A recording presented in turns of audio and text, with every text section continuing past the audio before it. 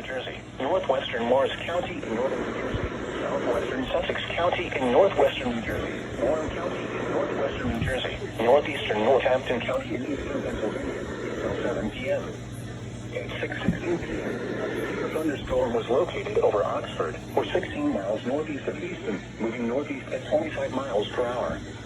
Hazard, 60 miles per hour wind gusts and quarter-size hail. Source, radar indicated. Minor damage to vehicles is possible. Wind damage to roofs, siding, trees, and power lines is possible.